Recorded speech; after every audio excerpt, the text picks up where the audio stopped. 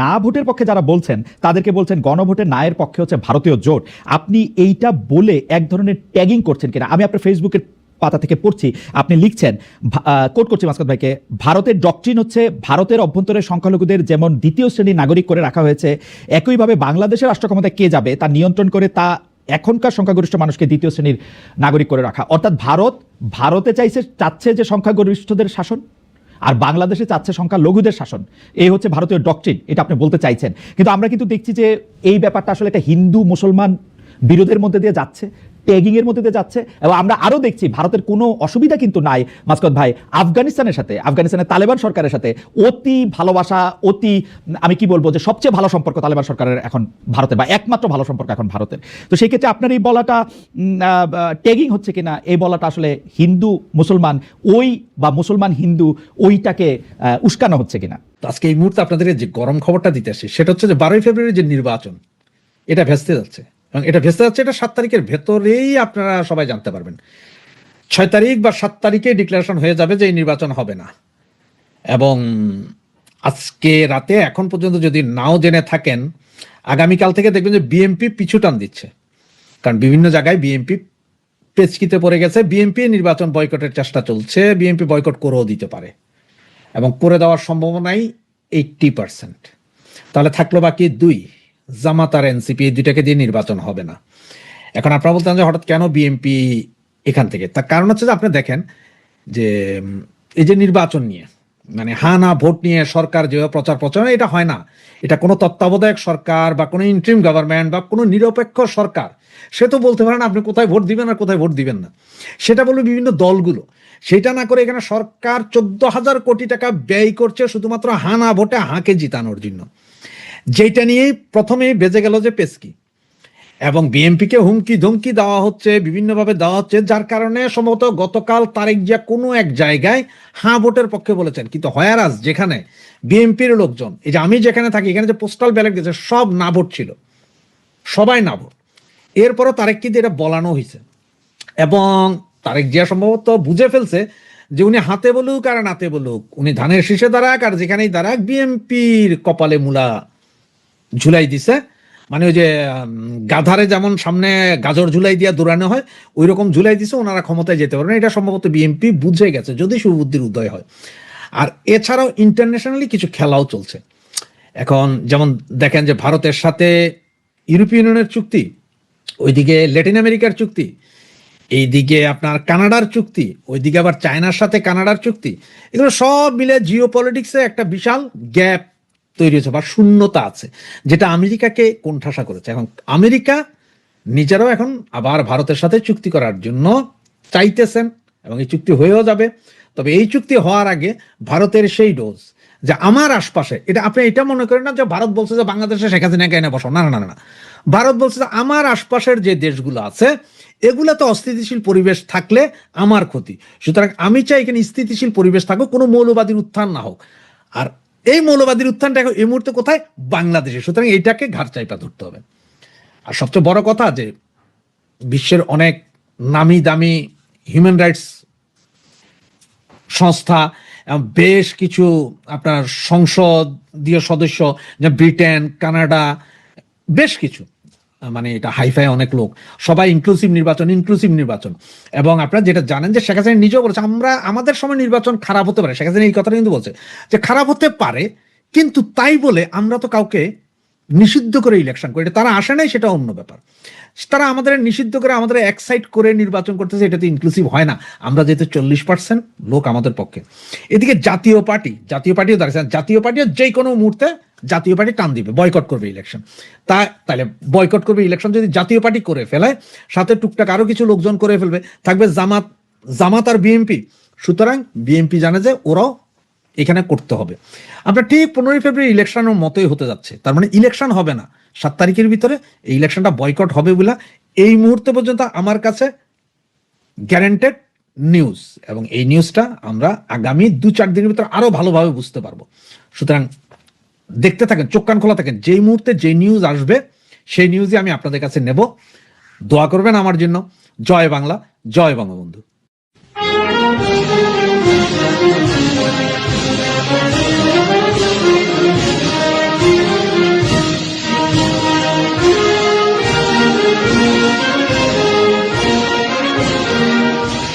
দর্শক, সাবেক ক্ষমতাচ্যুত প্রধানমন্ত্রী শেখ হাসিনা একের পর এক বিভিন্ন প্ল্যাটফর্মে বিভিন্নভাবে কথা বলছেন। কখনো আন্তর্জাতিক গণমাধ্যমে সাক্ষাৎকার দিচ্ছেন, কখনো সংবাদ সম্মেলনে অডিও বার্তা পাঠাচ্ছেন, কখনো নিজেদের দলীয় ফোরামে বিভিন্ন ধরনের কথোপকথনে তাকে দেখা যাচ্ছে যেগুলো বাইরে চলে আসছে। সবকিছু আমাদের চোখে না পড়লেও গণমাধ্যমের চোখ এড়াচ্ছে না অনেক বিষয়ে। সর্বশেষ আমরা দেখলাম যে যুক্তরাজ্য আওয়ামী লীগের নেতাদের সঙ্গে তার যে গোপন বৈঠক, সেই বৈঠকের খবর অন্তত প্রায় 9 দিন পরে ফাঁস হলো গণমাধ্যমে। এবার ভারতীয় গণমাধ্যম আনন্দবাজার বলছে শেখ হাসিনা একটি কনভারসেশন তারা হাতে পেয়েছে, তার দলীয় ফোরামে দলীয় নেতাকর্মীদের সঙ্গে তিনি কথা বলেছেন এবং সেখানে নিজেকে নানাভাবে তুলে ধরার চেষ্টা করেছেন। সেখানে তিনি তার সময়ের 15.5 বছর যে টানা ক্ষমতা, সেই সময়ের উন্নয়নের ফিরিস্তি যেমন তুলে ধরেছেন, তেমনি বর্তমান সরকারের বর্তমান নির্বাচনকে বিতর্কিত নির্বাচন বলছেন। তিনি বলছেন যে এই নির্বাচন প্রশাসন দিয়ে হচ্ছে এবং সেটা বলতে গিয়ে তিনি প্রকারান্তরে তার আমলের নির্বাচনটাও যে প্রশাসন দিয়ে হয়েছিল সেটা বোধহয় এক প্রকার স্বীকার করে নিলেন কিনা সেই প্রশ্নও আসতে পারে। তিনি বলেছেন যে আমাকে বলা হয় 2018 সালের নির্বাচন আমি প্রশাসন দিয়ে করেছিলাম, তাহলে এখন কি হচ্ছে, এখন বর্তমান সরকার যে নির্বাচন করছে সেটা কি হচ্ছে। এই তুলনা করতে গিয়ে আমার মনে হয় যে প্রকারান্তরে পরোক্ষভাবে তিনি 2018 নির্বাচনটা যে বিতর্কিত নির্বাচন হয়েছিল সেটা এক ধরনের স্বীকার করে নিলেন।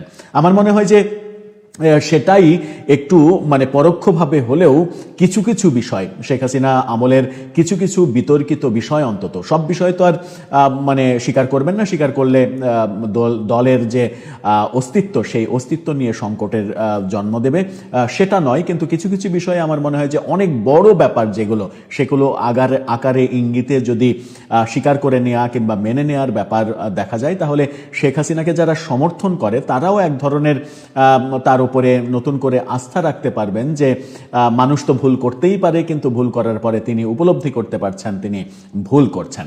শেখ হাসিনা এই ভুল ভালের ঊর্ধ্বে নিজের দলীয় কর্মীদের নেতাকর্মীদের সঙ্গে কথাবার্তায় কি সব প্রসঙ্গে কথা বললেন সেগুলো তুলে এনেছে আনন্দবাজার। চলুন আনন্দবাজারের দৃষ্টিতে একটু জেনে দেখি নতুন করে শেখ হাসিনা আবার কি কি বলার চেষ্টা করলেন, কিভাবে তার নেতাকর্মীদের উদ্বুদ্ধ করার চেষ্টা করলেন। থাকবেন পলিটিক্স টিভির নিয়মিত আয়োজনে।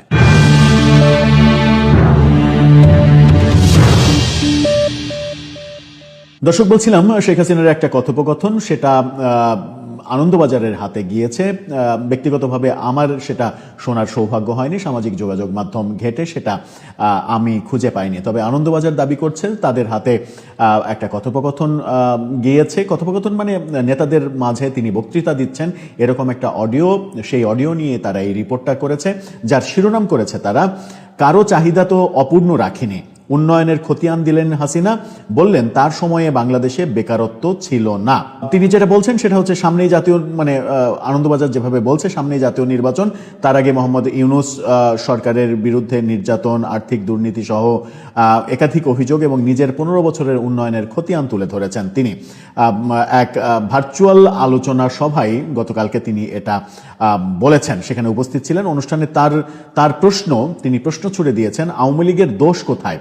তিনি বলেন 15 বছরে বাংলাদেশে কি হয়েছে এবং 15 মাসে কি হচ্ছে সব হিসেব করে দেখুক, তবে বোঝা যাবে তখন কি হয়েছে আর এখন কি হচ্ছে।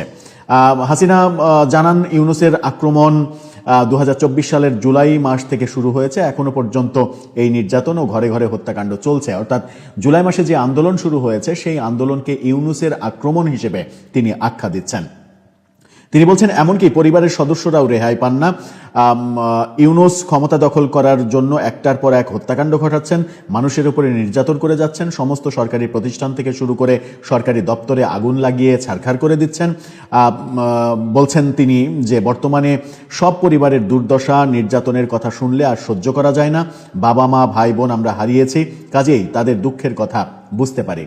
আবারও সেই তার নিজের বাবা মা ভাই বোন হারানোর যে কথা, সেই কথা আবার পুনর্ব্যক্ত করছেন তিনি।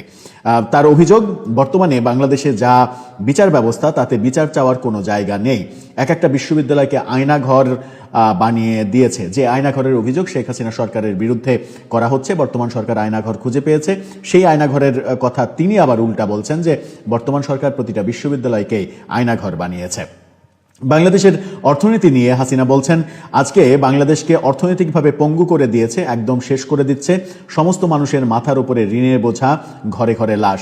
অর্থনীতির ব্যাপারে এই কথাটা হয়তোবা বেশ খানিকটা সত্য, বেশিরভাগ ক্ষেত্রেই সত্য। কারণ এই সরকারের আমলে অর্থনৈতিকভাবে যেমন ব্যবসা বাণিজ্যের দিক থেকে তেমন আমরা ব্যবসায়িকদের নানা ধরনের ক্ষোভ দেখছি, ব্যবসা বাণিজ্য বন্ধ হয়ে যাচ্ছে, কলকারখানা বন্ধ হয়ে যাচ্ছে।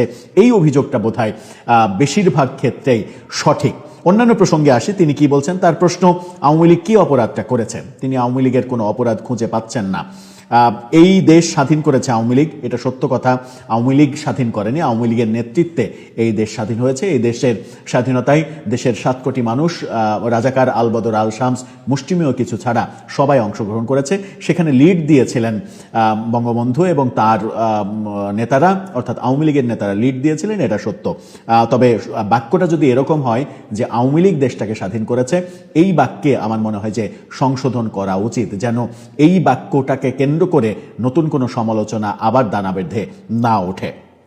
তিনি বলেন, 2009 সাল থেকে 24 সাল পর্যন্ত কোনো মানুষের চাহিদা তো অপূর্ণ রাখিনি। সরকারি চাকরির সুযোগ করে দিই, মেয়েরা যেন ইন্টারমিডিয়েট পাশ করে চাকরিতে ঢুকতে পারে, ফ্রিল্যান্সার ট্রেনিং দেওয়া, বেকারত্বের কোনো বিষয় ছিল না। মাত্র 3% মানুষ সে সময় বেকার ছিল, প্রত্যেকের রোজগারের ব্যবস্থা করে দিয়েছিলাম। এমনকি একজন তরুণ যেন নিজে দাঁড়াতে পারে, স্টার্ট আপ প্রোগ্রামের মাধ্যমে তাদের টাকা দিয়েছি, এরকম প্রসঙ্গগুলো বলেছেন। তিনি বলছেন, সন্ত্রাস জঙ্গিবাদ দমন করে মানুষের জীবনে শান্তি স্থাপন করেছি। এই কথাটা অবশ্য সত্য যে সন্ত্রাস এবং জঙ্গিবাদ দমনে শেখ হাসিনা সরকারের একটা সাফল্য ছিল। আর কি দাবি করছেন তিনি? হাসিনার দাবি, 2024 সালের আগস্ট মাস পর্যন্ত প্রত্যেকটা মানুষের আয় রোজগারের ব্যবস্থা আমরা করে দিয়েছিলাম। কোনো মানুষ গৃহহীন থাকবে না, তার ব্যবস্থাও করে দিয়েছিলাম। বিনা পয়সায় ওষুধের ব্যবস্থা করেছি। বিনা পয়সায় ওষুধের ব্যবস্থা কাদের করেছিলেন এই ব্যাপারটা আমার অবশ্য জানা নেই। তিনি বলছেন, মেয়েদের বৃত্তি দেওয়া, বিনা পয়সায় বই দেওয়া, চাকরির ব্যবস্থা করে দেওয়া, বৃত্তি দেওয়া, বই দেওয়া, এগুলো তো অবশ্যই ঘটেছে। সরকারি চাকরিতে সুযোগ দেওয়া, প্রত্যেকের বেতন ভাতা আমি 2-3 গুণ বাড়িয়েছিলাম। প্রত্যেকটা মানুষের জীবন আমি উন্নত করে দিয়েছিলাম। কিন্তু আজকে ইউনূস সব ধ্বংস করে দিল। আজকে যে রাস্তাঘাট, হাসপাতাল রয়েছে সবই তো আমি আমার সময়ে করেছি। রাস্তাঘাট, হাসপাতাল যা ছিল সবই আপনি আপনার সময় করেছেন, এই কথাটা মানে পুরোপুরি সত্য নয়। আপনার সময় সবই হয়নি। আপনি বলতে পারেন যে অবকাঠামোগত যে উন্নয়ন, সেই উন্নয়নের ম্যাক্সিমামটা একটা দৃশ্যমান পরিবর্তন আপনার সময়ে হয়েছে, এটা অস্বীকার করার কোনো উপায় নেই। কিন্তু সবই যদি আপনি করে থাকেন, তাহলে 2008 ডিসেম্বরে অর্থাৎ 2009 জানুয়ারিতে ক্ষমতায় আসার আগে পর্যন্ত কি বাংলাদেশে কিছুই হয়নি? সেই প্রশ্নটা আসবে, অনেকে করবে।